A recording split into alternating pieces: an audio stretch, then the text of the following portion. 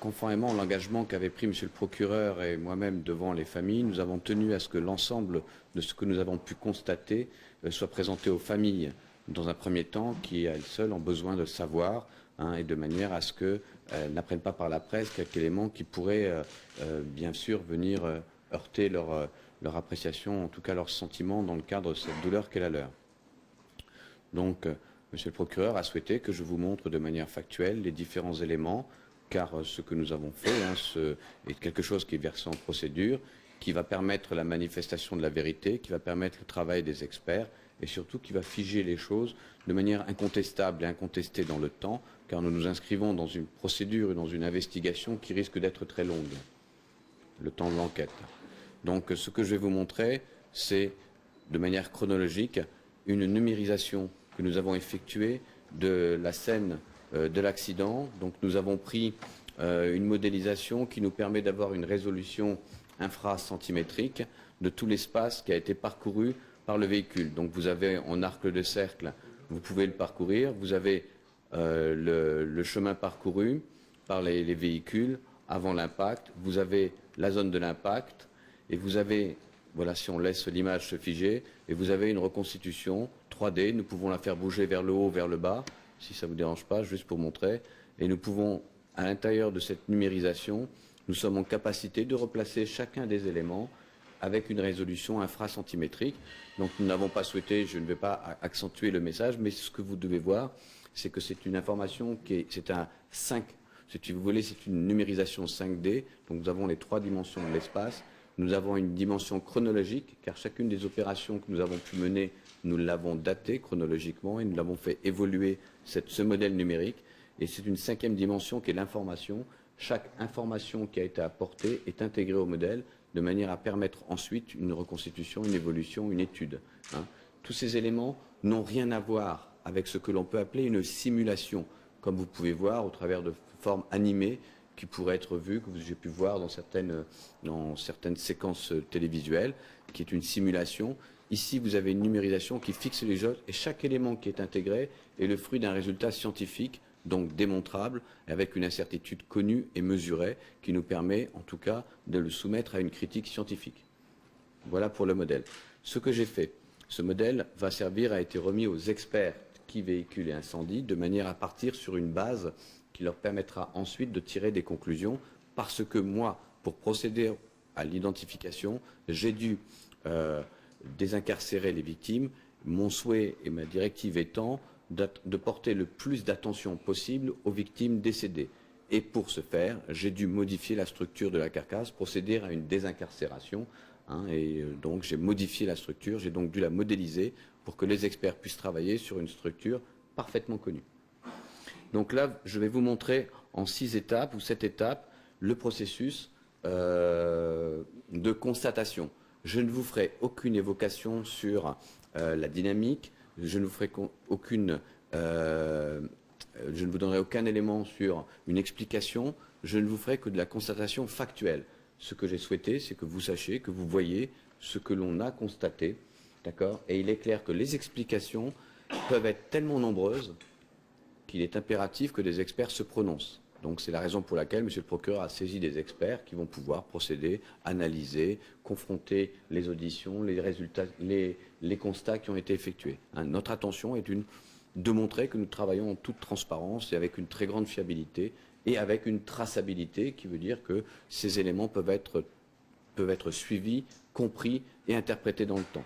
Donc la première image, je vous montre le cheminement qu'a subi le camion lorsqu'il est arrivé avant la boucle. On est à peu près une trentaine de mètres avant l'impact. Donc vous avez la route, une numérisation, vous voyez même les feuilles par terre pour vous donner le degré de précision. Donc c'est une modélisation qui a été opérée dès que nous sommes arrivés. Pendant que l'équipe procédait à l'installation du camp qui me permet de procéder au relevage, une autre équipe, dirigée par le capitaine Dodini, qui est un expert géomètre, a procédé à une levée topographique de l'ensemble de cette structure. Donc on arrive maintenant sur l'accident que je vais parcourir sur la droite. Donc comme vous pouvez le constater, pour le montrer aux familles, l'attention que j'ai eue, c'est de ne pas montrer de photographie. J'ai donc présenté ce qu'on appelle une scène virtuelle. Ce sont des points numérisés, une scène virtuelle qui n'ont rien de réalité. Je ne pouvais pas montrer aux familles des photos de l'accident de manière à pouvoir préserver en tout cas la notion et le respect du deuil et de la souffrance qui peut être la leur.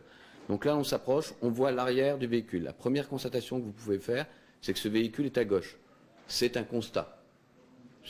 C'est un constat, ce véhicule, camion, remorque, est à gauche sur la voie.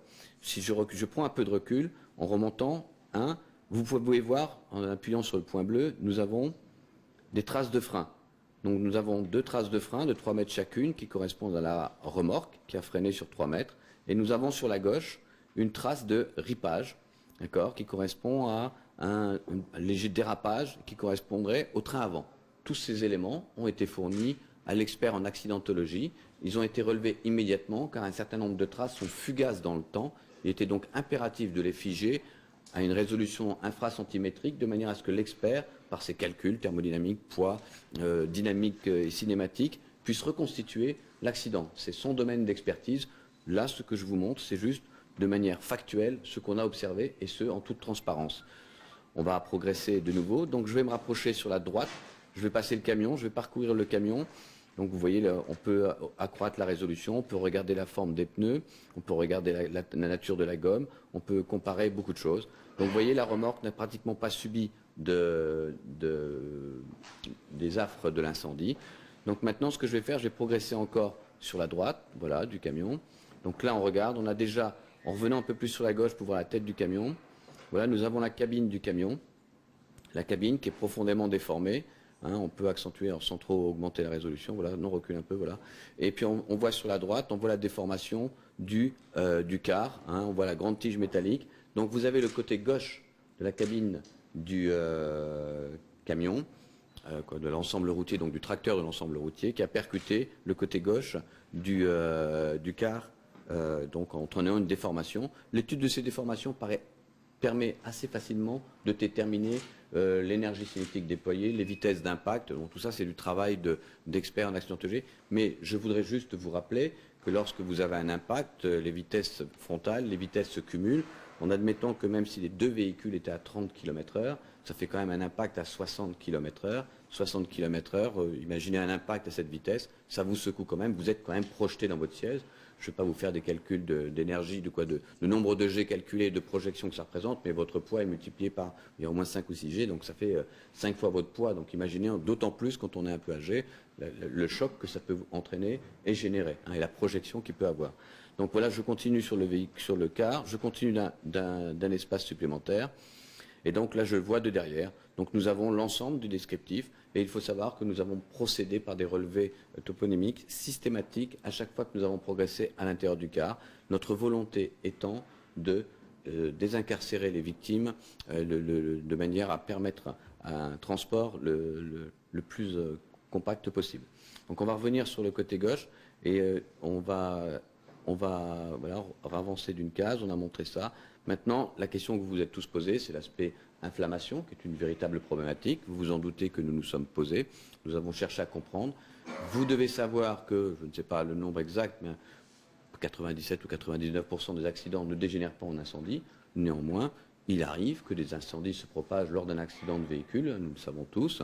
Donc la compréhension du phénomène présente une importance qui justifie l'étude que nous avons menée. Là, nous avons un constat particulier. Alors, on va prendre la photographie.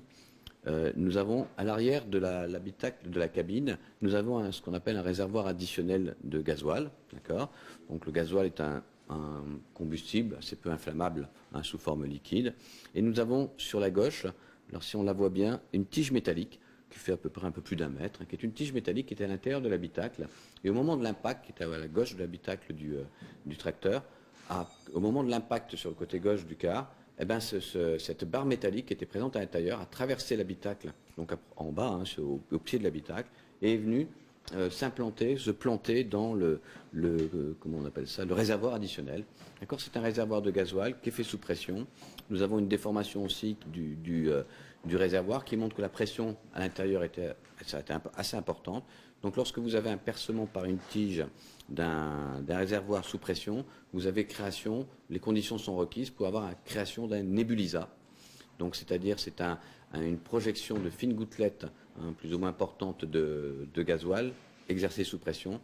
Et si le liquide gasoil s'enflamme difficilement à l'aide d'une flamme ou d'un point chaud, en revanche, un nébulisat de pétrole s'enflamme très facilement par une flamme, un point très chaud, etc., comme cela vous a été expliqué précédemment par monsieur le procureur. Donc nous avons cette tige, nous avons la pénétration et nous avons une plausibilité d'explication quant à la projection d'un jet, d'un nébulisat enflammé de gasoil sur le pare-brise du véhicule, pare-brise qui au moment du choc, de toute manière, a commencé à partiellement tomber.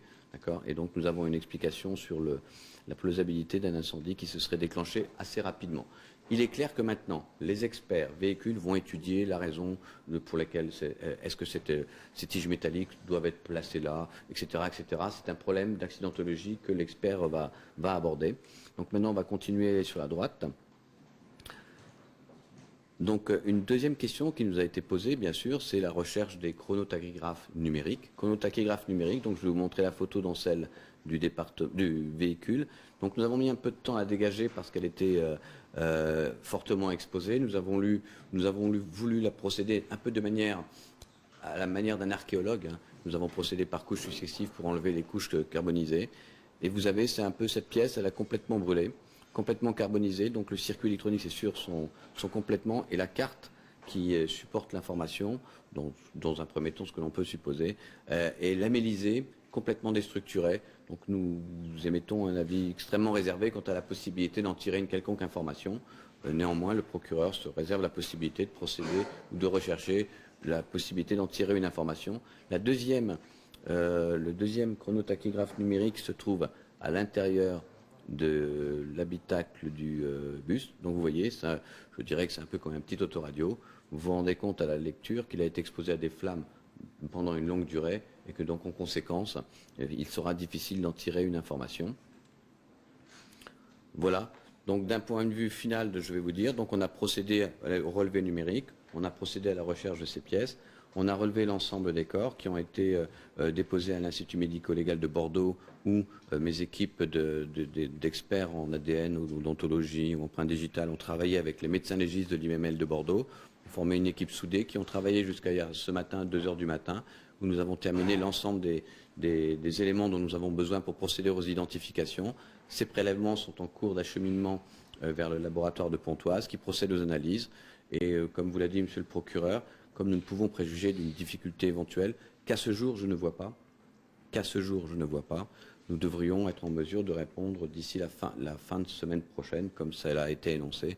Et le procureur désormais seul communiquera sur les différents éléments de l'enquête.